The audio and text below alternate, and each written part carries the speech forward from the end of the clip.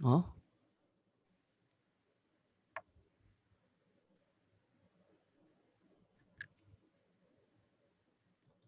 诶，我有一点 share 不到 video。诶 ，all right, just give me a minute. Can't be able to share the video.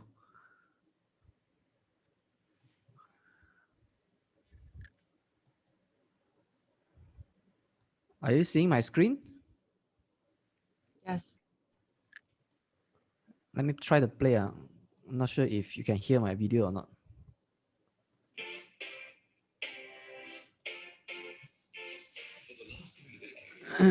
Yes. Can hear, but not very loud.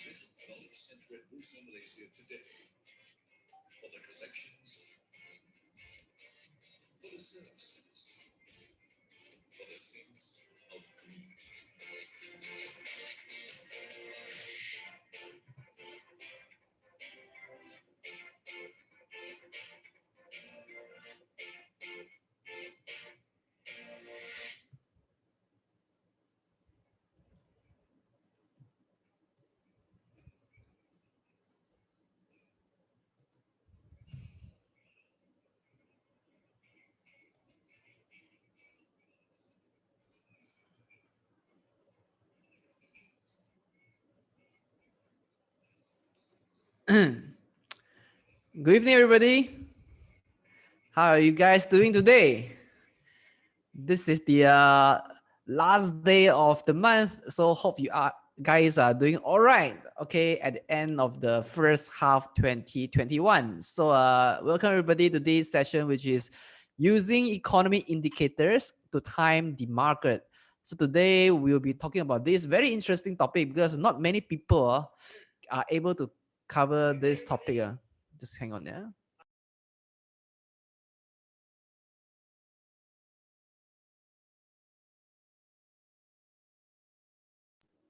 Okay, apologies. Just now there were echo from the YouTube source that is playing from my computer, so I have to off it. So all right, so yeah, this session is very interesting because not many people cover this economic indicators and in particular how to use it to time the market. I'm also interested to learn from our speaker today. How can we use economic indicator to time the market? As you know, timing the market is also not an easy job. And then today we're going to learn how we can use these economic indicators such as GDP, unemployment rate, inflation rate to see how we can use it to better position our entry and exit. All right. So disclaimer as usual, whatever we share on this webinar is only for educational purpose. So in no way that I give any recommendation to buy or sell any companies should we cover it in this webinar. So if you decide to make any investment decisions, you do it at your own risk. All right. So allow me to briefly introduce our speaker today, and very rare occasion that we got a female speaker come to our show, and we are very lucky to have her coming to our show today. So she's none other than Pauline Yong. Pauline is a licensed and experienced financial planner who is certified by the Malaysian Securities Commission Financial Planner Representative License and Bank Negara Financial Advisor Representative License. Pauline is also a course trainer and public speaker at Financial Planning Association Malaysia and Bursa Malaysia. Now, over 25 years in education, she has accumulated over 3,000 students and conducted over 200 large-scale corporate courses. So other than being a professional financial planner and educator, Pauline is also a best-selling author who has published 6 books on investment and financial planning. Now, if you often go to the bookstore, you will find that her books is on the shelf. So her articles have appeared in financial magazines such as The Personal Money, Money Compass, and many more. So, Pauline, how are you today? You muted yourself. Hi, good evening. Thank you, Shane. Good Yeah, evening, all right. everyone. Yes. So let me hand over the session to you. Okay, sure.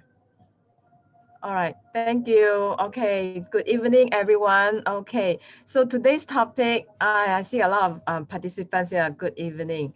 Okay. I see a lot of participants today, and then particularly there's some in this kind of a market, and then when we are, in such a environment, and then you got the come to this workshop and hope to get some information, right? Okay, so I will be sharing with you information, and particularly we are looking at the environment now. So if you are looking at the environment, definitely it is challenging.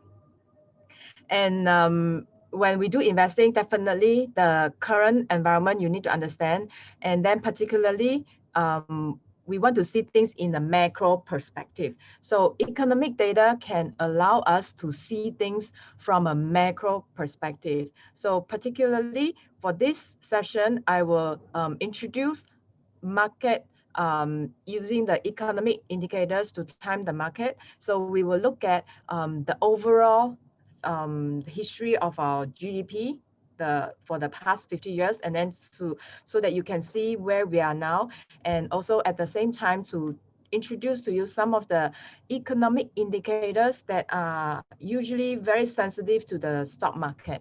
Okay, so let me enlarge my screen.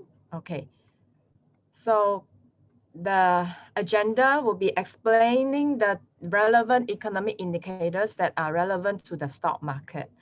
There are a lot, thousands of economic indicators out there. So we will choose certain indicators that are more relevant to the stock market.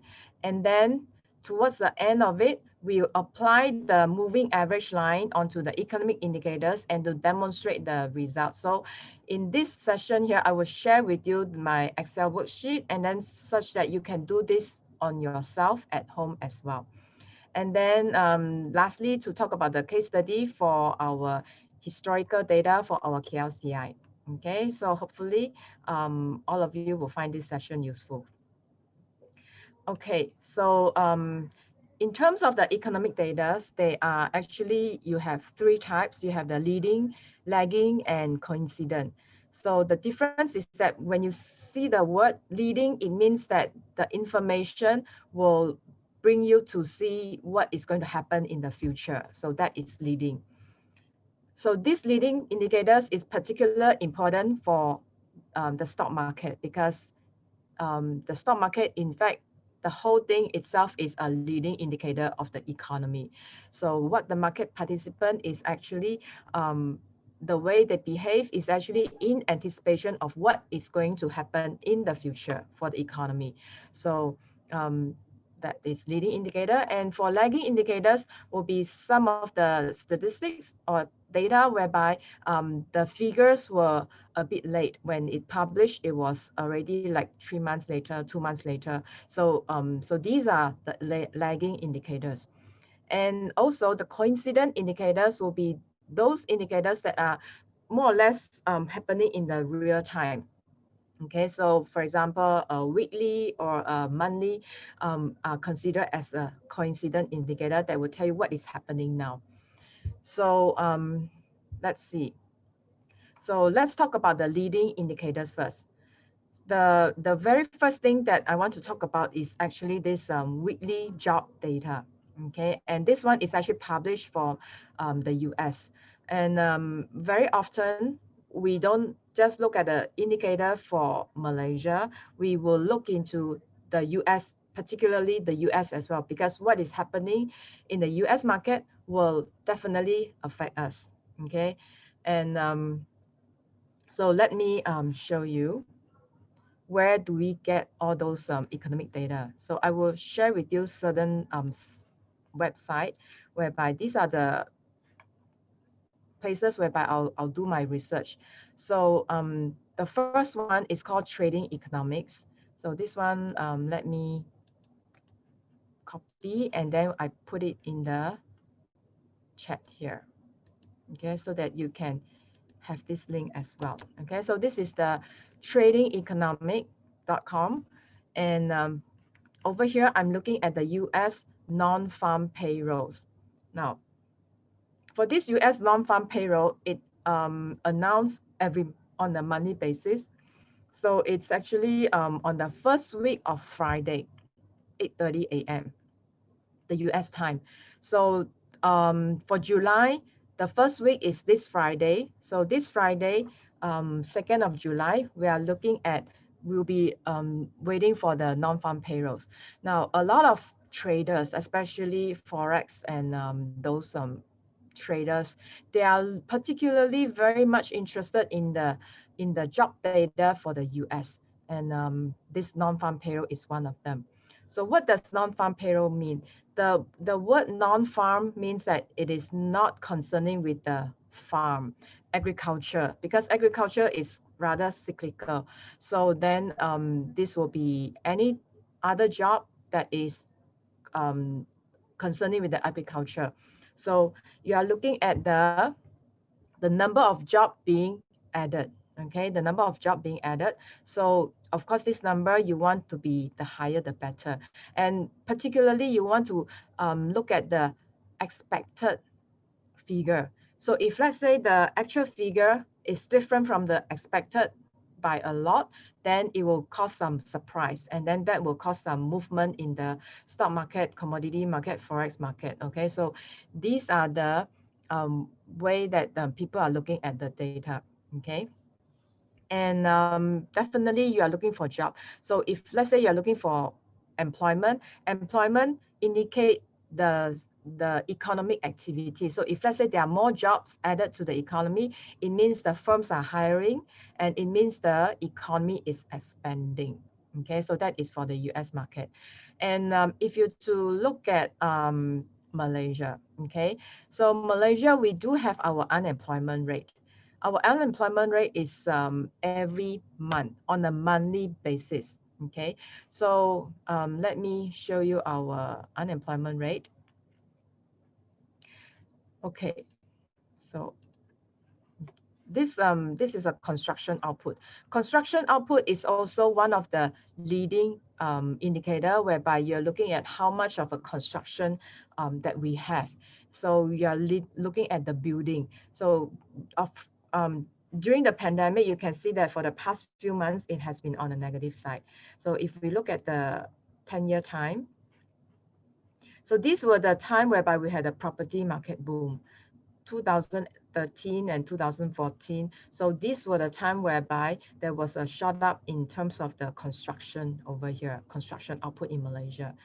And after that, then you can see that this actually declined and it come into a negative territory. So that it means that the construction sector is actually contracting. Okay, so that is in an indication showing that our economy is actually contracting. That means it's in a recession. So let me show you the unemployment rate. Over here, this trading economic, this is under the Malaysia. So over here, you can see that we have the calendar. You can click on the calendar and then you can see what will be announcing. There are dates for certain data to be announced.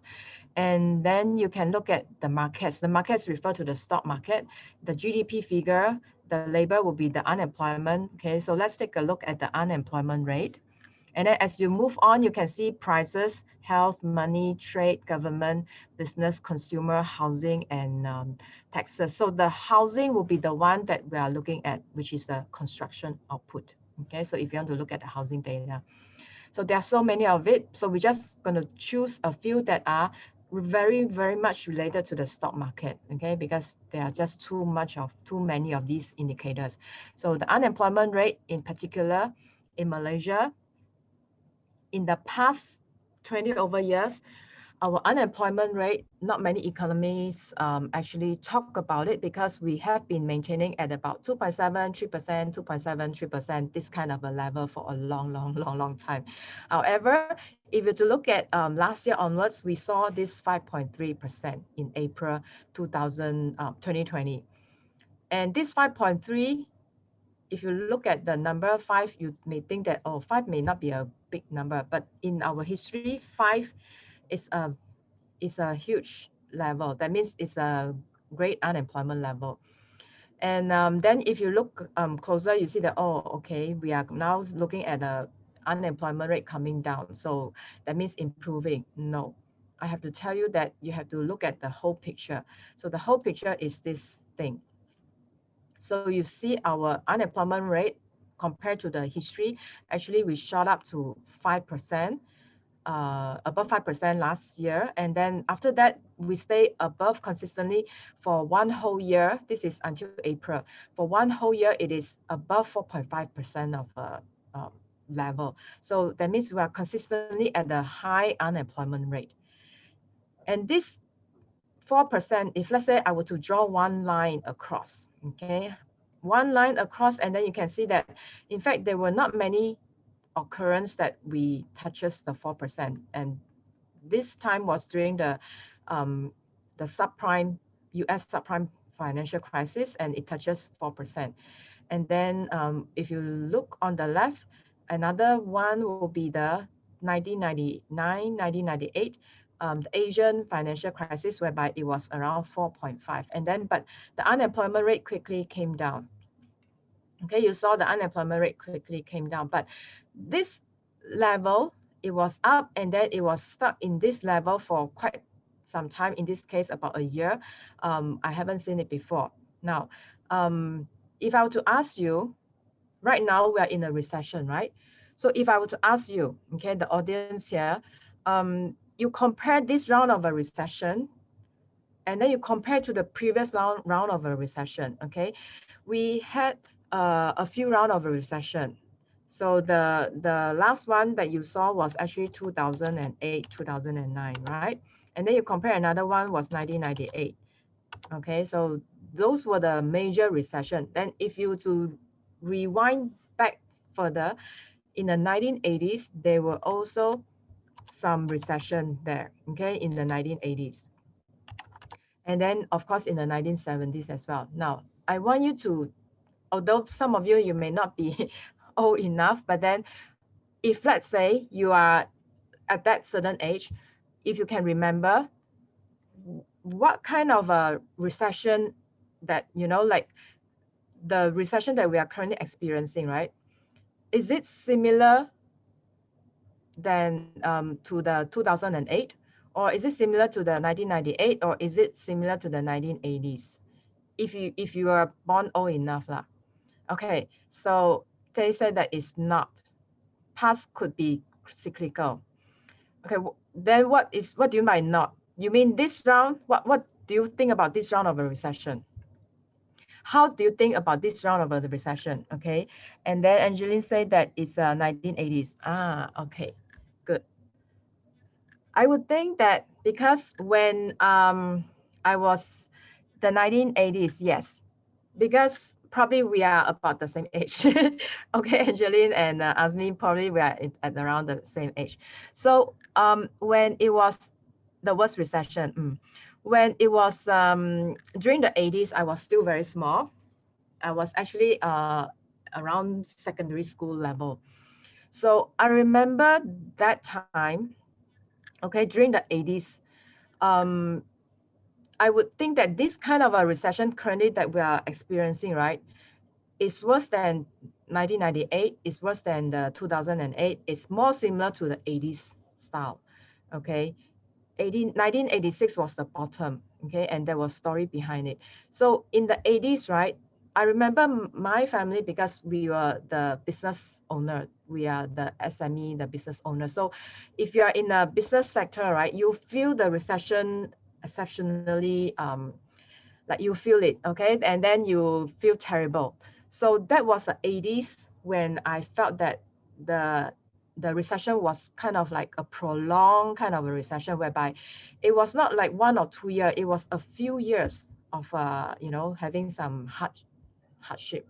So that was the feeling, okay, when I was in the 80s. So although I was young, but then I can see that, that kind of a recession is not like a short-term kind of a recession, but more like a prolonged kind of a recession. So this round, somehow I can relate to that kind of a scenario, because I have been to the 1998. That was already, I was in the workforce. I was started out as a research analyst during that time. I was working in the financial industry. So I actually saw the financial crisis and then the stock market and everything. But the kind of a recession in the business sector was not as bad as what we are seeing now. And then the 2008 was even not that, as bad. So what we are seeing now is actually quite severe, okay, in terms of the recession.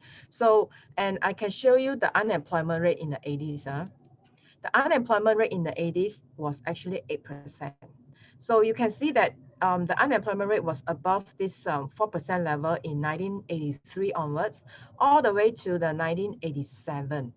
So that means there were about 5 years of 4 or 5 years of recession over here. Okay. So although now we are in a 4%, 5% region, so we are still not, we are not there yet, but then, and the situation is totally different. Why? Because during that time, there's no government subsidies at all. We practically, we have to survive on our own. There's no helping from anybody, okay?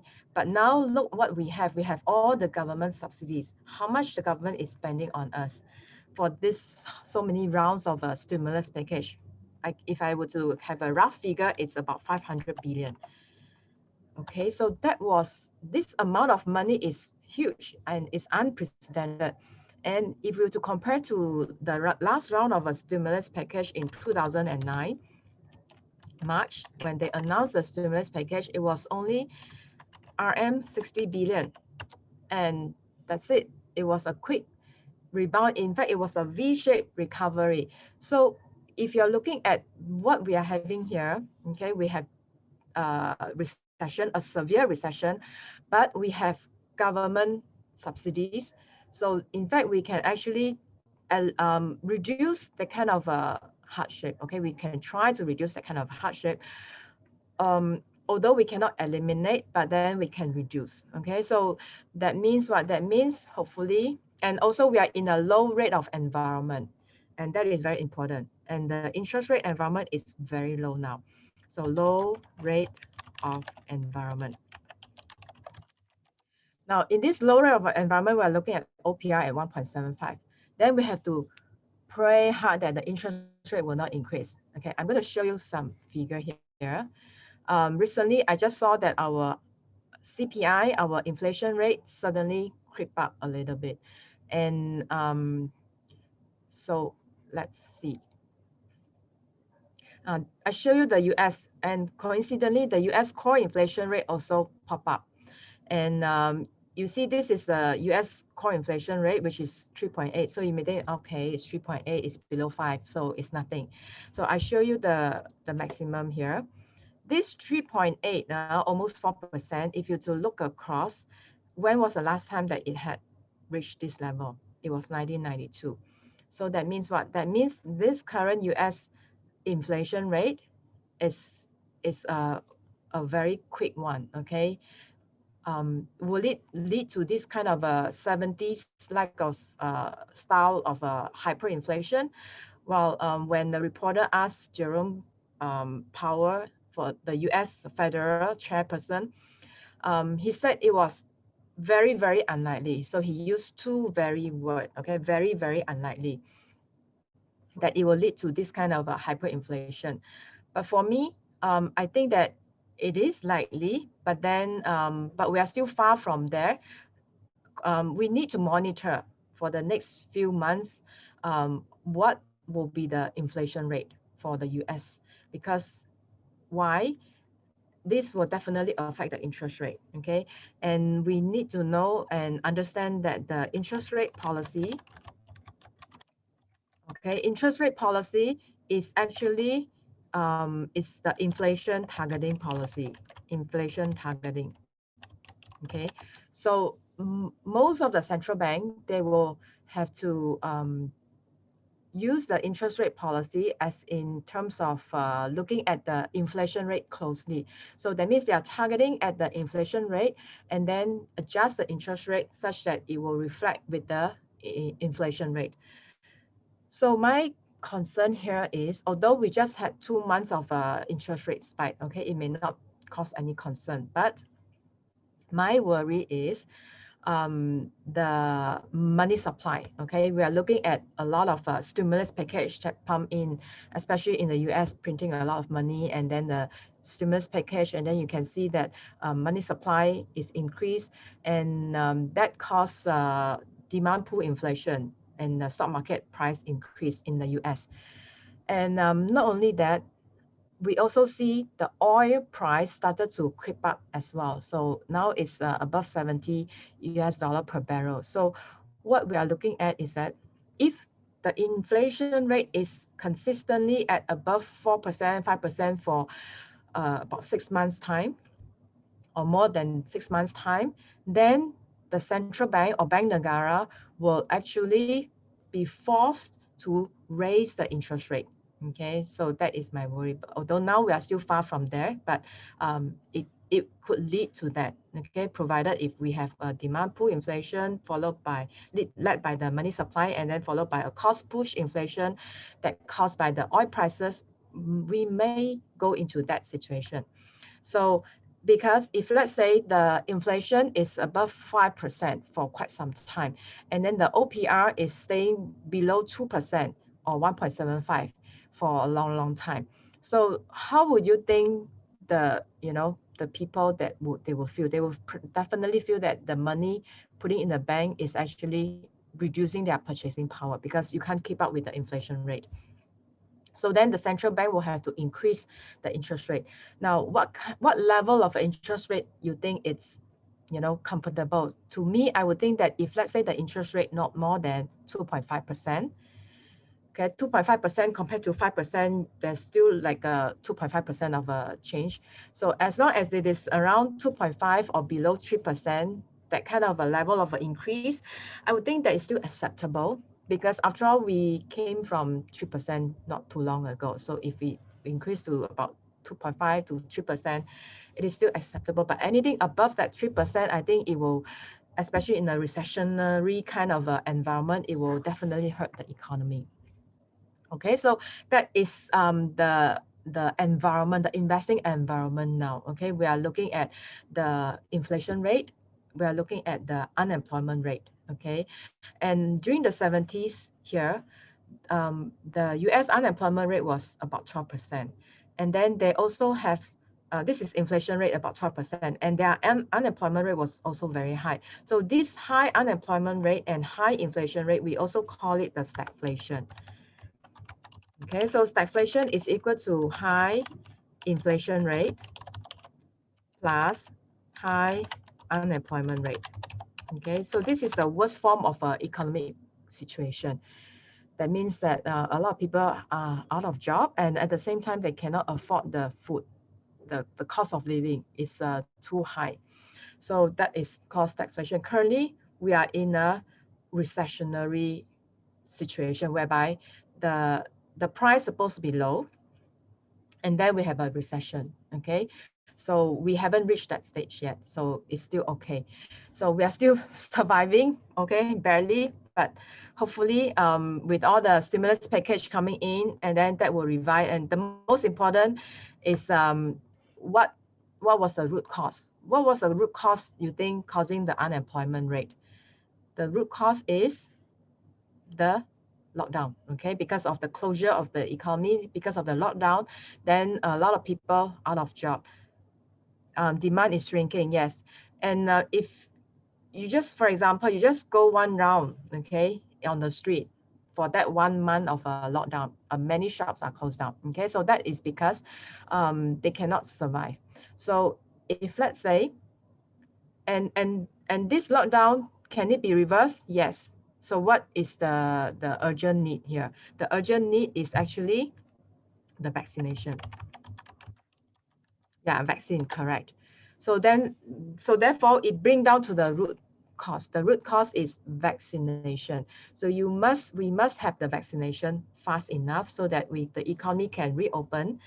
So even though with the vaccination, you see in the UK, their population is about 50% of people vaccinated. But look at the COVID cases, 20 over 1,000 of COVID cases. So what does that tell you? That means that even if you have the vaccination, the COVID cases can still be high.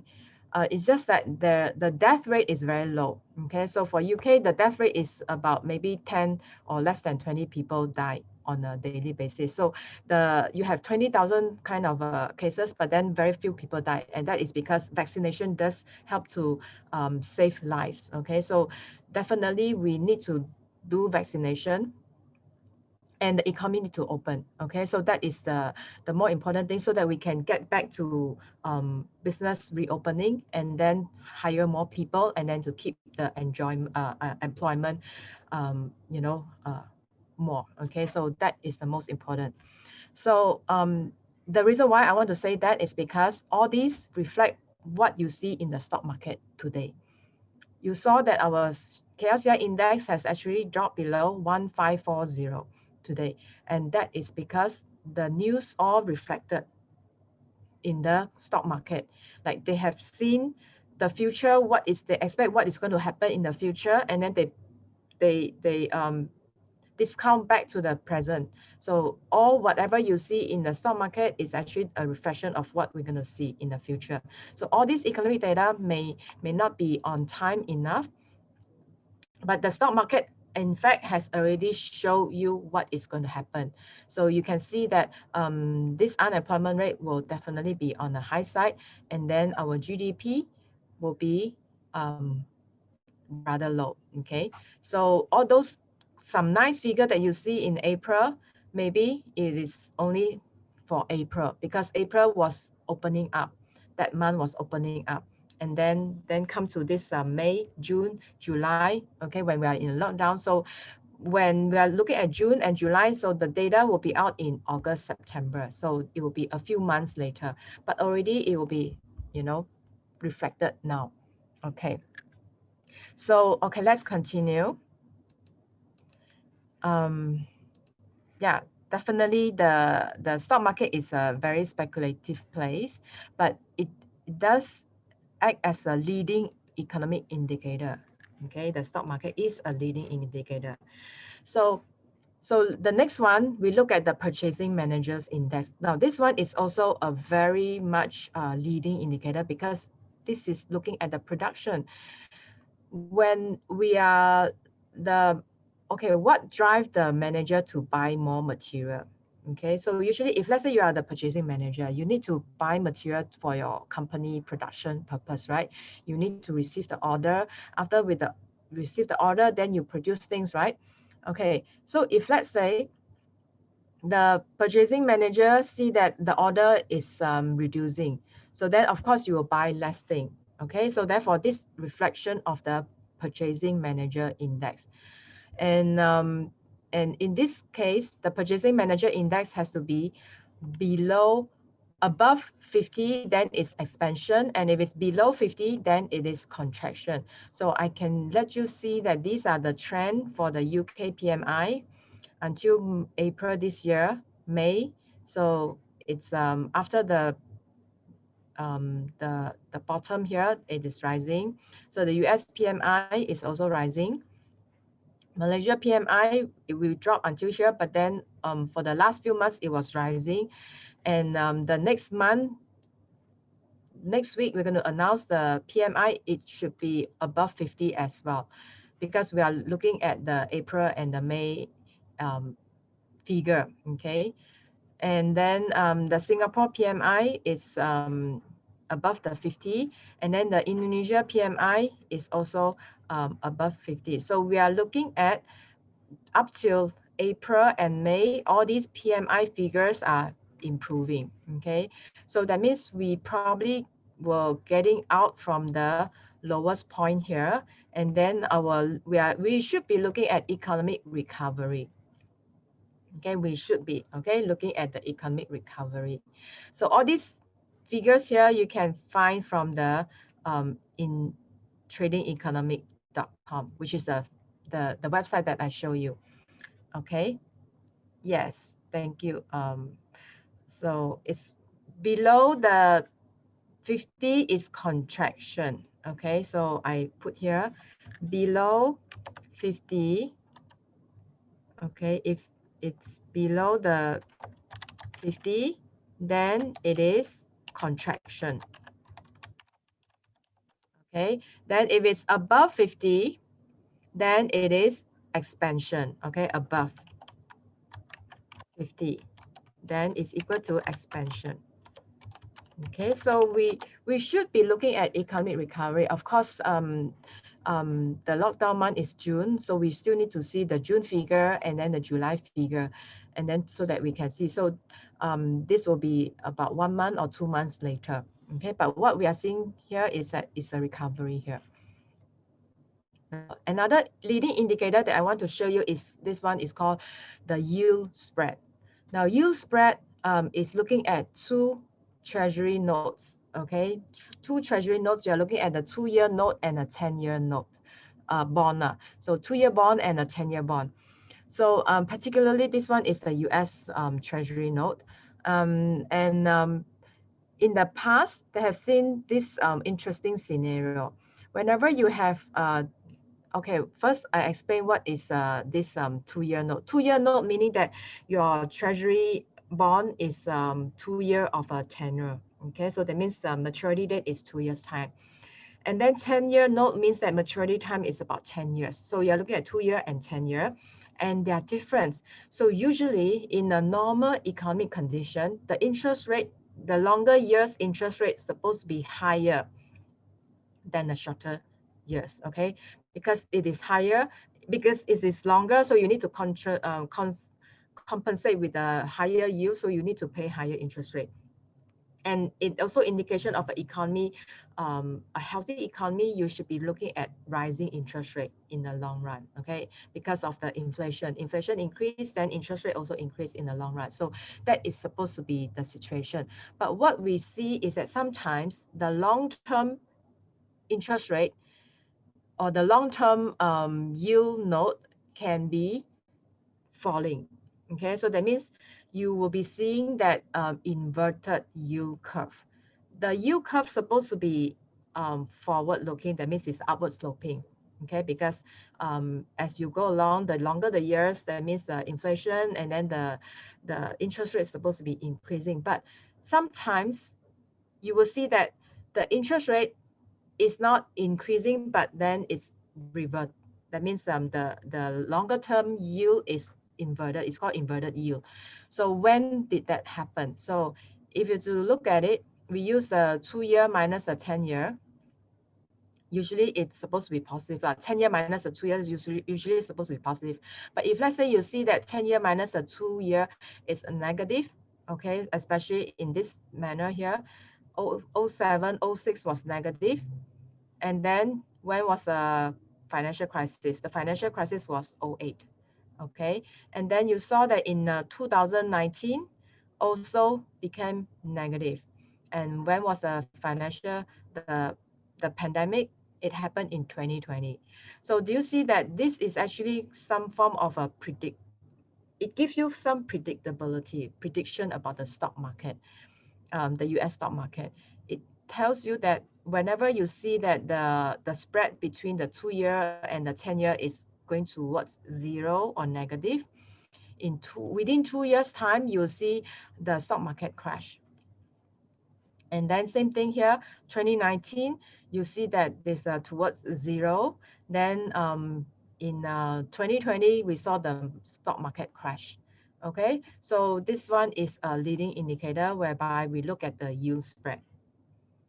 And this one is the current situation. So currently the yield spread, this one you can Google, you can find the information from many sources. You just Google yield spread US 2-year/10-year yield spread, and then you can get the information. So this one is the latest information whereby it is around 1.3. It's a positive figure because we just had almost 0 here. So then it is 1.3 now. Okay. Okay. So there's also another indicator. We call it the Shiller's Cape ratio. It's called the cyclically adjusted PE ratio. Schiller is a Nobel Prize winner. He's a professor for a very famous university. I forgot which university, but very famous one and Nobel Prize winner. So this indicator is actually developed by him. So we can actually saw, you can Google Schiller's Cape and then you can saw the latest indicator. Yale University, yes. Okay, thank you. Thank you, Li Gun. Okay, so it's a Yale University. So interestingly, you can see that whenever it spike, okay, there's a spike, okay. So now currently it is 37.7. This is the latest figure. Okay, you Google, then you can see that it's the latest figure, 37.7. And when was the last time where we had such a high figure? So if you can see, it was the 2000.com bubble. Okay, that was the time. And then those were the, the Black Tuesday, all these were the, much further away. We just look at the most recent one. The most recent one was the .com bubble over here. So that means what? That means currently what it shows you that the US stock market is overvalued now. Okay. Yeah. Okay. Yes, Sharudin, yes, correct. It's a battle between history will always repeat itself, and it's different this time. Okay. So yeah, right. Okay, so whenever we look at the history, we tend to see that whether the history will repeat itself, and then if it repeat itself, that means it fulfill this technical analysis. That means history always repeat itself, and then sometimes there will be exception as well. Okay, because we can't guarantee all the time, so sometimes it will be exception. So then there will be exception in certain cases, but what we are looking at is that majority sometimes it is repeating. Okay, so actually when you're looking at the PE ratio, you definitely have to Google, and then you can see most of the technology stock, they are maybe on a high region, and then but at least from here, the PE ratio here you're looking at is actually on the high side. Okay, and recently I also read an article, okay, about Warren Buffett. Warren Buffett recently also sell a lot of his stock, and then he's like try to keep like a cash position because he find that there's no more value. All the stocks in the US are mostly overvalued. Okay, do you think that another crash is on the horizon as the market worldwide overpriced? I wouldn't say that it's a like a market crash, but what I see is a 10 to 15% of a correction in the US market. Okay, so 10 to 15% of correction. I would think that it's a correction because if you are looking at the crash, last year was the crash. Okay, so the crash doesn't happen too often, so it will be a correction this time, and it is like a 10 to 15 kind of a correction. So it will still be a healthy kind of a correction because we should be looking at economic recovery. Okay, not like going into another further down. Okay, should not be. By right lah, if I'm looking at from the past history and then what is happening now, it should be recovery. Okay. Well, the Shiller ratio will climb higher than 45. Yeah, why not? I mean, if let's say the US stock market keep rising and rising, now they are historical high, okay? And then if let's say they keep rising and rising, but I have to tell you that usually July is not a crash month. If you're looking for a stock market correction, right? July usually I hardly see any crash on July. What is more probable is August. Okay, August will be a month whereby it's more easily having a stock market crash. Another month will be the November, October or November. Okay, so these 2 months will be more on volatility. Okay, so if you are waiting for this kind of a correction, okay, you definitely have to wait a bit longer. Okay, will be 2 months later or 3 months later.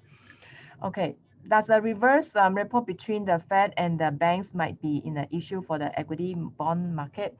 Okay, so I would think that if, let's say, you're looking at the repo market, because repo market will be the short-term rates, and it looking at the lending between the banks.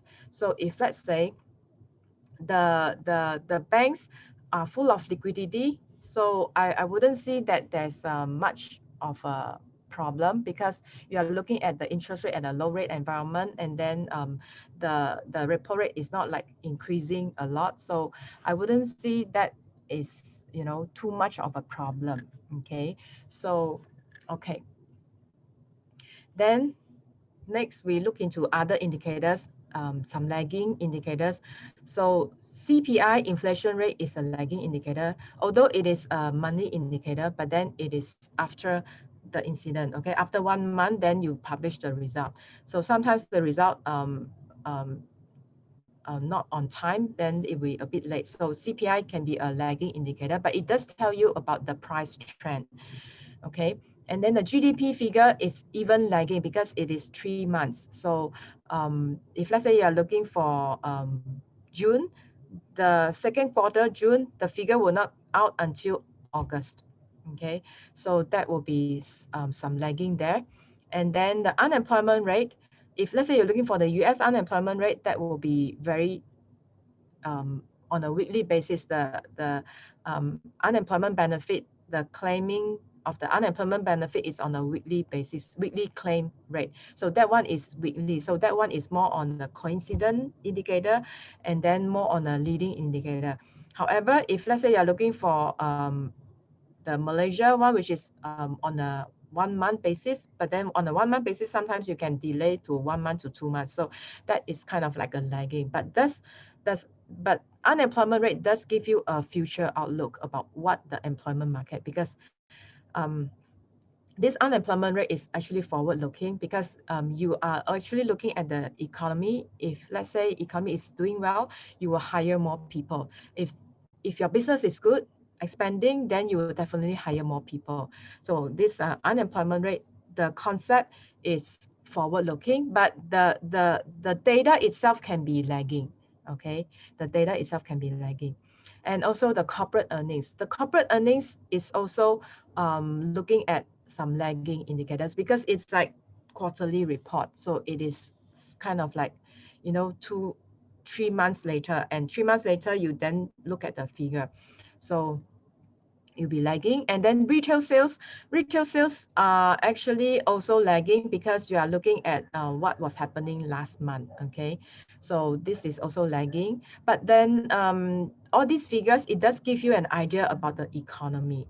And exports data is also lagging, because it is on a monthly basis, but it is like the last month's data. But nevertheless, it does give you an idea what is the important driver for the economy, especially in Malaysia.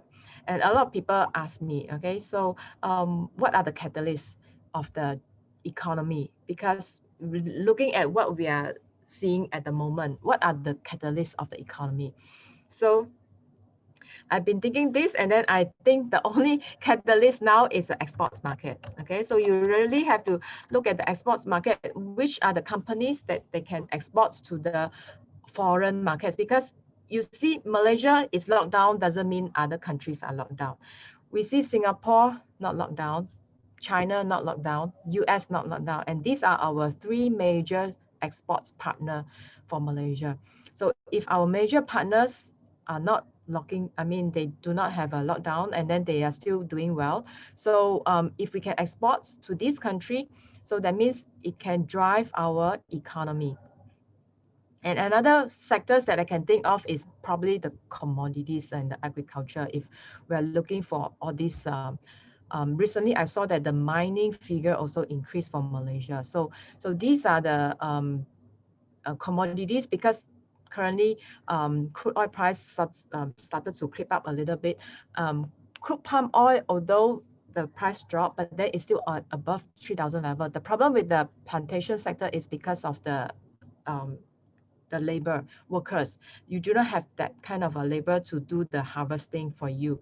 So you can't have that, the production there.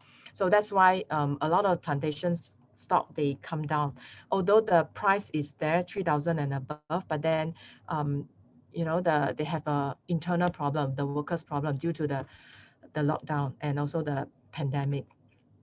So all these factors are affecting the industries and different industries in the Bursa Malaysia stock. So when people ask me, where do we find the catalyst for the Bursa Malaysia?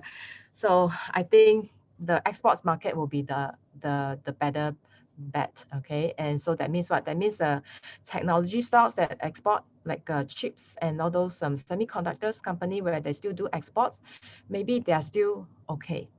Okay, industrial, yeah, provided their operation is not affected by the MCO.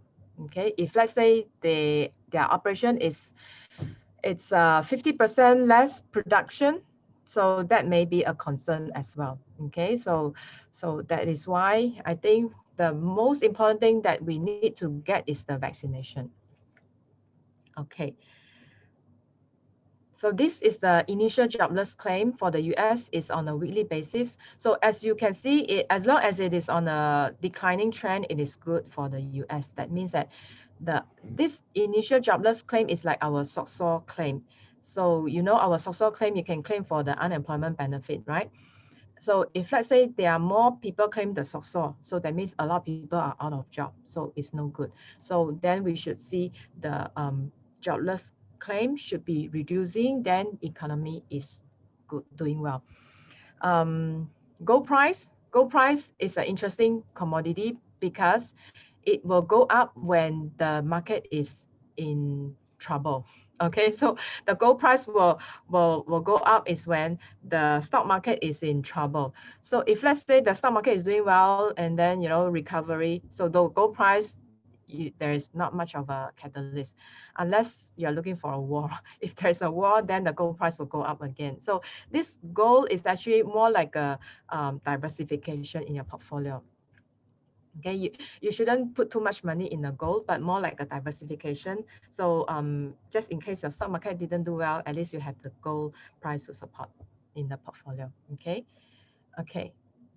So this one is the Malaysia unemployment rate, and that I've shown you. Okay, and you can see that 1999 April, it was 4.5, and then quickly it had a reverse.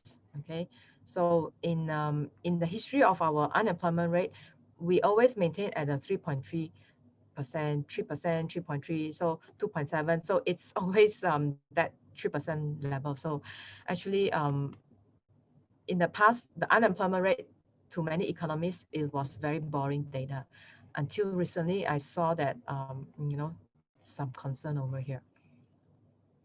Then you can see that 2009 February, it shot up to 4.1. Okay, but after that, it came down quickly. Within 2 months, it came down below 4, and then it down to 3.2. So that means this recession was not, something that concerned us so much. And the stock market had a V-shaped recovery, okay, during that time. Then this one is a 2020. So what is worry is that this 2020 level, it has been about a year now, we are stuck in the 4.5% and above level. So that is a concern. Okay, so which means that this recession, it is worse than what we expect. If you were to look at the previous 2 recessions, we probably would think that, oh no, it will be like a quick one, and then we recover within 2 years' time. But if you to look at this unemployment rate, so I'm afraid this recession will be something beyond our expectation. Okay, but luckily we have the subsidies. So the government subsidies is a major great benefit in the economy. Okay, that will definitely help the consumption. Okay, so now here I'm going to show you some Excel worksheet. So how I draw the MA line. Okay, so this one is the Excel worksheet. I have done GDP and unemployment rate. So what I did is that I wanted to export the TradingEconomicscom data. And then when I export, it says that I have to pay. It's a subscription thing. Okay, so I didn't subscribe it. So I copied the number one by one. So that if you want to do that, you can copy the number as well. So this row here is on a quarterly basis, Q3, Q4, and then Q1, 2, 3, 4, Q1, 2, 3, 4. So it's on a year-by-year basis. So all these numbers. So this is the GDP figure. Okay, so GDP figure, one row, you can have all these figure until 2021 first quarter. The second quarter is not out yet, so until for the first quarter. So this is the most recent GDP figure here. And then the next part over here, it's a moving average. Okay, MA line. So this is a 3-day moving average. Okay, three quarter moving average, because we are looking at quarter. Okay, so it's a 3-quarter moving average. So we are looking at average, okay, of these 3 days. So it will be equal to average of 1, 2, 3, 3 days, 3 quarters of this average. Okay, so if you to put in the Excel worksheet, it will be equal to average, and then open bracket, and then you highlight the 3 figure here, and then you close bracket, and then you enter. Okay, so that's how I do this MA equal to 3, and then you can do this. Okay, so you just drag it down, and then all this will be the moving average line equal to 3. Okay, so after that, you plot it over here. You construct it over here. So you highlight this figure. Okay, you highlight this figure, and then you go to insert chart. Okay, insert chart, and then you can see the chart. Okay, here is the chart. Okay, so these are the chart. So you can choose this chart, and you can plot this. Okay, so I will bring it out over here, because if I were to bring it like 5 or 6, it will be too long, because we want the quarter itself is already very long. Okay, 1 quarter is equivalent to 3 months. So if let's say I use 4 or 5, and then you can see that the line is almost like flat. Okay, it's not really like showing something. So then I have to show 3. If it's 2, then it is too short. So after looking at the figures, I find that 3 is more easy to tell you the signal. Okay, so this orange line will be the signal line. Okay, which is this MA line. Okay, the orange line will be the MA line, whereas the blue color will be the GDP figure. So if you to look at this orange line, so when the price, which is the GDP price, when the price above the orange line, it means that it is bullish. Okay, so that means it is improving.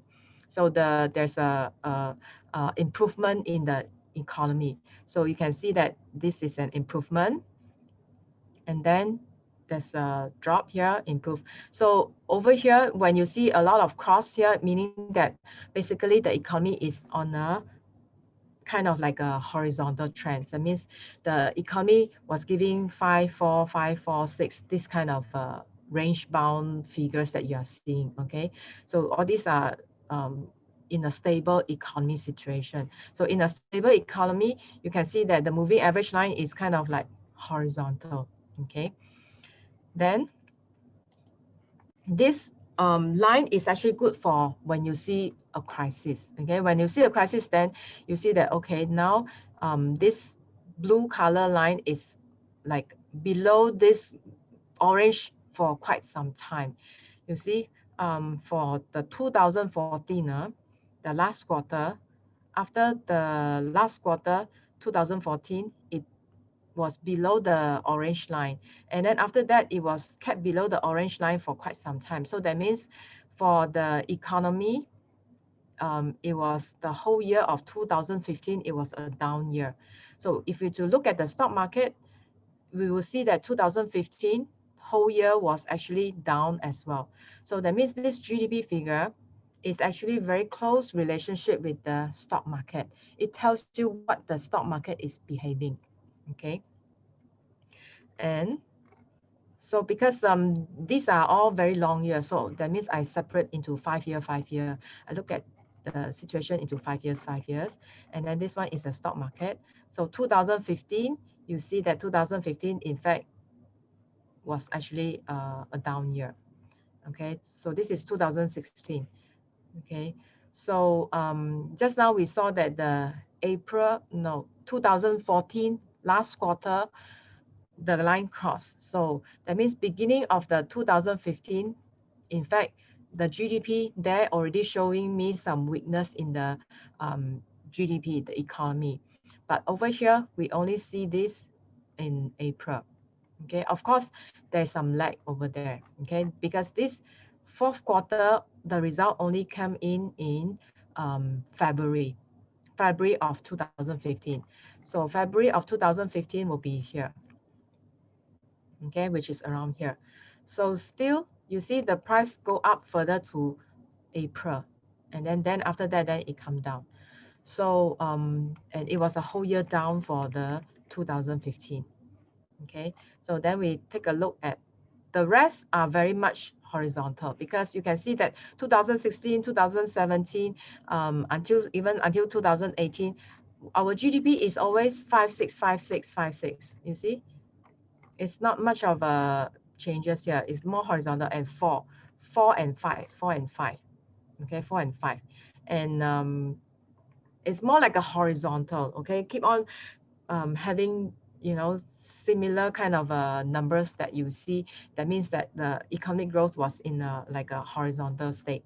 So therefore, the lines are all horizontal. Okay, so 2016 until the 18, the lines are all horizontal. Until you see this 2019 onwards, the third quarter, then the line started to expand. And then the fourth quarter also expand, and then until this 2020 first quarter, that's the worst that you can see. Okay, so then look at the stock market. So 2019 was here. Okay, so over here we see that the 2019, the fourth quarter onwards, the third quarter and the fourth quarters onwards. So 2019 October was the third quarter. So after the third quarter, you see that it was actually top over here in January 2020. Then after that, then you see this sharp fall. Okay, so in fact, this what we saw in the GDP is very much reflection of what we see in the stock market. Okay, it is actually a instantly reflection of the stock market, instantly. Okay, so then over here we see that there's a cross and the third quarter of our GDP chart here. So let's see third quarter of our GDP 2020. There is our stock market actually recover. In fact, if you to notice the stock market in the last quarter, which is November, there were a lot of breakout for all the sectors. Across all the sectors, there were a lot of breakout. So which also confirmed this trend. Okay, the third quarter and the fourth quarter, it was in the stock market, it was actually doing quite well. Okay, for Malaysia. And then, okay. So now you are looking at this converging. Okay, so converging means what? It means that we want to see whether this the next quarter, we want to see whether this blue line will cross below the 20, this orange line. So if it cross below, that means the economy is going to go down again, and then the stock market will go down again. So the next figure will be the second quarter. The second quarter figure will be only out in August time. So that means by August, I'll be able to fill in one more data here. Okay, I'll be able to fill in one more data here, the second quarter, one more data, so that I can calculate the rate of change here. Okay, so then I can see whether they will be, you know, converging, or is it like further away. So if it's like further away, that is good, but if it's converging, that means it's not a good sign. Okay, so this one we need to monitor further. Okay, so that was our first quarter, minus 0.5. So we want to see second quarter. Second quarter is supposed to be better figure, because second quarter we have the April, as the April and May we had the economy was reopened in April and May. So then we should be able to see some positive figures here for the second quarter of GDP. And what we will not see some good figure will be the third quarter. The third quarter of the GDP, because the third quarter will be in July, August, September. Okay, so unless we have a economy reopening, and then you know, the cases all come down, then we will have some favorable. But the second quarter, we only have 1 month of a lockdown, which is in June. So probably this figure will not be as bad lah. It will not be that bad. Maybe it's positive of 1.5 or something. Okay, maybe we have around that figure. Okay, so that means we should be anticipating the GDP figure rather than looking at that GDP figure. So what I was doing just now, I was trying to guess what could be the next quarter figure. I was trying to guess, looking at what is happening, I was trying to guess. Okay, so we should be anticipating, so that we can anticipate what is going to happen in the stock market. Okay, so this one is the GDP figure. So the next one I want to show is the unemployment rate. Okay, as I told you, unemployment rate for the past 20 years, it has been very boring.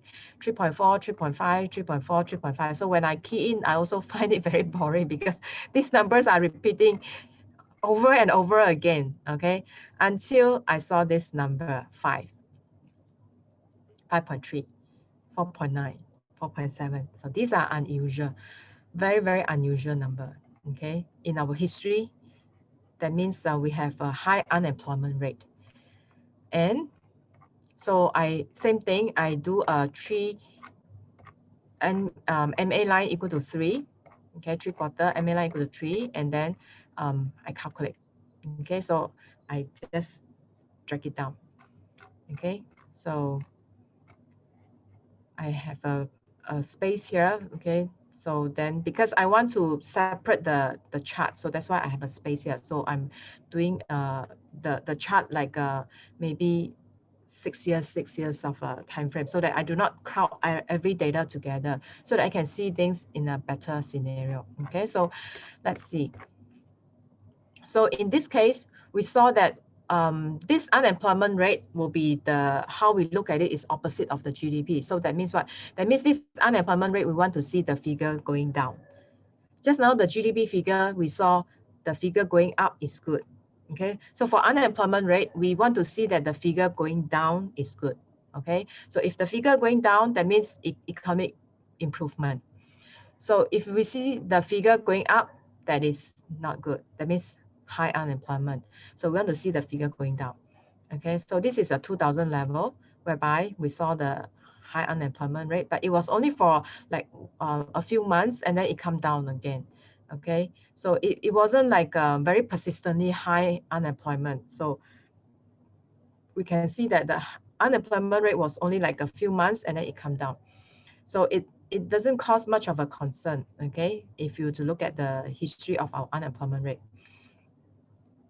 So over here, what we see is that we have more months of good months.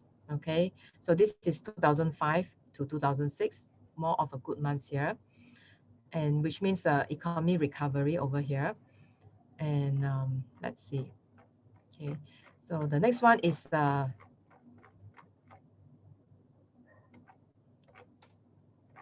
2011 onwards. 2011 onwards. Okay, so 2011 onwards, all the figures are very boring. 3%, 3% level. You see, it's always on the 3% level.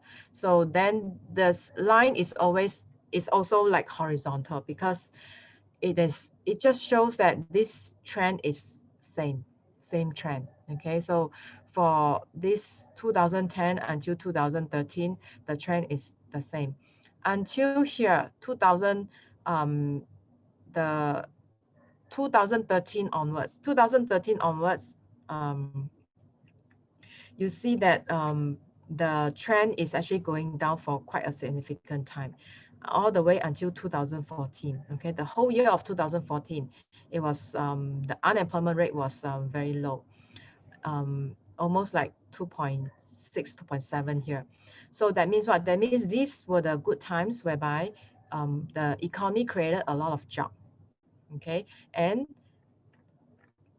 with the 2014, the stock market was actually doing well as well. So we can see from here, the stock market 2014. Start from 2015. Oh, I didn't print screen the 2014. Okay, but anyway, okay. So let's look at the 2015 job data.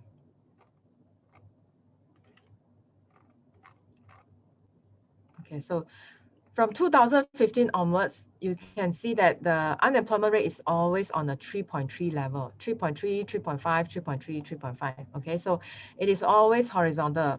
So that means from 2015 until 2019, right? In terms of the job employment, not much of a problem for Malaysia. Okay, until 2020 onwards. So this is 2020, January onwards. Then you see a spike over here. Okay, so for quite some time, it was above that level until July. Then it crossed down. After it crossed down, and then it crossed up again. Then now it is crossing down. Okay, so by this, looking at this, we should be looking at economic recovery, because the blue color line is actually below the orange color. Okay, so that means that the unemployment rate actually come down. The rate of unemployment rate actually come down, but still it is maintaining at above the 4.5% level. Okay, so which reflect on our stock market. Our stock market, in fact, did improve. Okay, the second half of the year, it did improve, but then until 2 months ago, our stock market actually, in fact, from January onwards, our stock market actually was horizontal for quite some time, for about six months. From January until June, our stock market was horizontal until these few days, there was actually a breakdown. Okay, that means our stock market index was actually below the 200-day moving average for 5 days. Today is maybe the 5th days or the 6th days. Okay, so that is happening to our KLCI index. That means we are below the 200-day moving average for the stock market. Okay, so this is how you can apply this moving average line into other indicators as well. So you can apply into inflation rate, and then you can apply into other indicators. So all these indicators you can find from the TradingEconomicscom. So the reason why I choose the GDP and the unemployment rate, because the unemployment rate tells you about the job market, which tells you about the confidence level of the economy, okay, whether people are hiring or not. Whereas the GDP figure is the actual situation. Okay, so that's why I use these two figures. If you want to use the interest rate, I mean the inflation rate, probably you want to forecast what is going to happen to the interest rate, then probably you use inflation rate. Okay, so but for the stock market, I think these two are good. Okay, and then if let's say you want to use the PMI, also can, but I think I didn't do the PMI. Okay, so I just do the GDP and the unemployment. Okay, so then go back to the slides. I just have one more slide, okay? Just bear with me, one more slide. I'm going to look at our GDP figure, whereby we look at for the last 50 years, this was our GDP figure. And this GDP figure, we can actually see that there were not many occurrences whereby our annual GDP figure was below 0. Okay, so when the annual GDP figure below 0, it means negative. So there were not many occurrences that actually we had a negative GDP in the history. So the last time that we had a negative was -1. This was the 80s, okay, 85, 86. Then there was 1998 financial crisis, -7.4. And then 2008 -1.5, and then the next one was last year 2020, also a negative figure here. So there were not many times, but then what does that tell you? It means that whenever you have a negative, it means a severe recession. It's a major recession. Okay, whenever you have a negative in a GDP, it means a major recession. So it means what? It means these are the golden opportunities to buy into the stock market. Okay, so I have to say something like that because I understand everybody is very bearish now, but I have to tell you this figure so that you know that actually we are in a recession. It's a golden opportunity for you to buy the stocks now. Okay, maybe you don't have to buy in like one shot in 1 month. You just have to spread it out in July, August, September, October until the year end, or even until the mid of next year. You spread it out about your investing, and then you just accumulate whenever you have extra money. All these you have to invest with extra money. Okay, so whenever you have extra money, you try to save. So that means now you don't think about spending, so you delay your spending. Okay, you delay your spending behavior, and then you try to save the money and then put it into the stock market, invest, because these were the golden opportunity. So if you to look at the 1986, it was a big drop here. And then there was also the 1998, it was a big drop here. And then the 2008, also big drop here. So what you are seeing is that these were the golden opportunity for you to buy into the stock market. Okay, although for this round, we wouldn't see like a overnight of a rebound. Okay, it could be a 2 years time. So I'm looking at 2023. So if you to buy now, 2021, you don't sell until 2023, I'm sure your portfolio will be much better than what you see now. Okay, so we have to see things in a macro perspective. So that is why we need to look at the economic indicator. So the economic statistics or indicators, it will tell us a macro view. Okay, because when we are in the midst of it, we are in the recession, we feel very fearful, and then we feel very miserable, especially when you look at the social media and then you see all the sad story. But you have to look beyond that. Okay, that is part of the recession. So we have to see things from a bigger point of view, that we are in the recession, and these are the time whereby the stock price will be low. Okay, we are in a low cycle session here. So that means that we should be looking at buying rather than selling. Okay, you just have to buy stocks that are in the different sectors, because you want to diversify. You don't put all the eggs in one basket. You look at different sectors. You can have consumer sectors, you can have technology, you can have utilities, you can have healthcare and industrial. And industrial is quite a good sector that you accumulate at the moment, because although our economy is locked down, but then those foreign markets, they are not locked down. So this industrial company, they may be producing for export purpose. So they are making money. So you have to identify those sectors, and then among the sectors, you choose the best stocks, and then you just accumulate over the years. Okay, over 1 year, give yourself 1 year to accumulate. From 2021 until 2022, you give yourself 1 year to accumulate. So I'm sure by 2023, 2024, you see your portfolio, it will be a much higher figure than what you are going to see now. Okay, so that will be the end of the session here. So any question?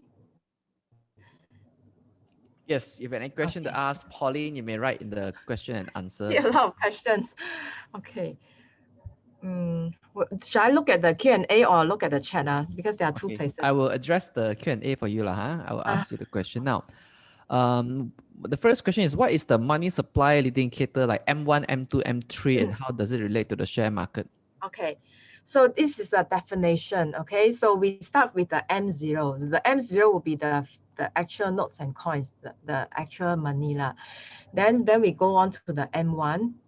And as you are moving from M1 to M2 to M3, you include more categories, so include more. So when the most common one is the M2. The M2 include the physical notes and coins, and then it include the savings account, include the checking account, and then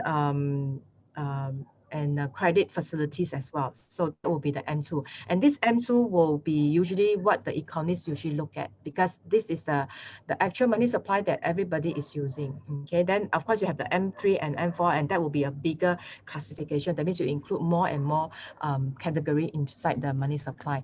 So the indication to the stock market is that because of this liquidity, usually when you have all this liquidity, right, where will the money go to? The money will go to the FD, the money will go to investment, and then they will go to the properties market, into the asset. People will find their ways to invest. So therefore, it will go to the stock market, the assets, and it will make the share price increase. Okay, so that will be the rationale between the money supply. If you see money supply increase, by right, by theory, you should be seeing the asset prices increase as well. At least this is what I saw in the US market. The US market is in a historical high level, and then their property prices are also rising. And then I also see that in Singapore as well. The property prices are also rising. But maybe in Malaysia, we are still in a recession situation. So we don't see much of that happening. Okay. Okay. The next question is asked by CW. May I know what is the correlation between bond yield, interest rate, and gold price? Okay. So the bond yield and the interest rate, they are related directly, because the interest rate will definitely affect the bond yield. And this bond yield are referring to the yield to maturity. So a lot of people, they confuse the coupon rate and the bond yield, and which is the yield to maturity. So coupon rate is like a fixed rate for you. For example, this 10-year bond give you a 10% of a coupon rate that is fixed. Okay, so it doesn't really matter. But what is mattering is the bond yield, which is the interest rate, and we also call it the discount rate. And this is this discount rate that will affect the valuation of the bond price. And the relationship is inverse relationship. So if let's say the bond yield is low, then the valuation of the bond price will high. Okay, so it's an inverse relationship. So if we are looking for the bond yield is lowering, then the valuation should be raising. Okay, and then vice versa. And then for the gold price is because usually for the gold price there are many factors, and one of the factor is the US dollar. So if let's say you're looking for the interest rate to increase, most likely the US dollar will also increase. So when US dollar increase, then the gold price will come down. Okay, so that is that relationship. So interest rate increase, US dollar increase, and then when in US dollar increase, gold price drop, and vice versa. Okay. Okay. Now, just now you use simple moving average 3 as an indicator. So there's a participant who want to ask like, why you use 3 when you plot the graph? Is there any reason? Yeah, just now I would also explain in the session, somebody asked in the chat also. So because I tried to use 5 and then 6, but then it was like a straight line, not much of a signal to me. So because the quarterly figure is already 3 months, and then so if let's say I use too many quarters, then it will be like it's not a reflection. It's not like having any signals at all. So then that's why I use 3. And then if let's say I use 2, also not very it's too short, so that's why I use 3. Okay. Okay. Now the next question is asked by Shahiru Iksana. So how does the Malaysian government debt deficit affect the economy in the long run? Okay. Now, in 1998, there was this financial crisis, and one of the excuse whereby the hedge fund manager, they short sell our currency was because they claimed that all these emerging countries like the Philippines, Malaysia, Indonesia, and Thailand, all of these countries, we have a twin deficit. The twin deficit as in a budget account deficit and also your current account deficit. So just now you're mentioning the budget account deficit, is it? Is it the Yeah. budget account deficit? Yeah. So that means that we are looking at our Debt deficit.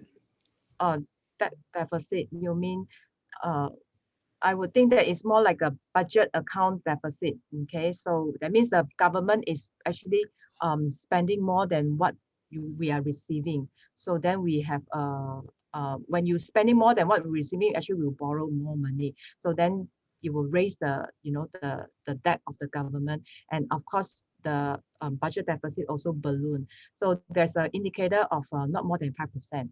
If let's say you're looking for budget deficit. So if let's say your budget deficit is more than 5%, or your current account deficit is more than 5%, people or these fund manager, hedge fund manager, they will have see that there's a weakness in your economy. And even if let's say you're looking for debt also, if let's say the public debt is also on the high side, then there's a weakness in your economy, and then they will see that your currency is on the weak side, and then they have the excuse to short sell your currency. Okay, so that was happening in the 1998. So now what we are looking at is that for any economy, not only in Malaysia, as long as any country whereby they have a huge debt, okay, and then their credit rating will be, have a low credit rating, and then their currency will be weakened. So most likely you will be seeing your current country currency depreciating. Okay, if let's say you have a huge debt. Okay, so that will be the consequence, depreciation of the ringgit. Okay. Okay. The next question is by Ahmad Hifzuddin. So when FOMC announced that interest rate increase in bond and US dollar will result down in stock, commodity, gold, futures, property, and crypto market because money flow will focus on US dollar and bond. Is it true? Okay. This question is very similar to just now the question asking about the interest rate and the US dollar and the gold price, because commodity is something like a gold price. So what we are looking at is, let's say you raise the interest rate, then the dollar value will increase. So when dollar value increase, the commodities will drop. Okay, because the commodity is denoted in USD. So when the US dollar increase, then the price will drop. So cryptocurrency is a commodity-like currency. So therefore, cryptocurrency will also be falling as well if US dollar strengthening. Okay, and I hope that answered your question. All right. So I guess that will conclude our question and answer for today. So thank you so much. So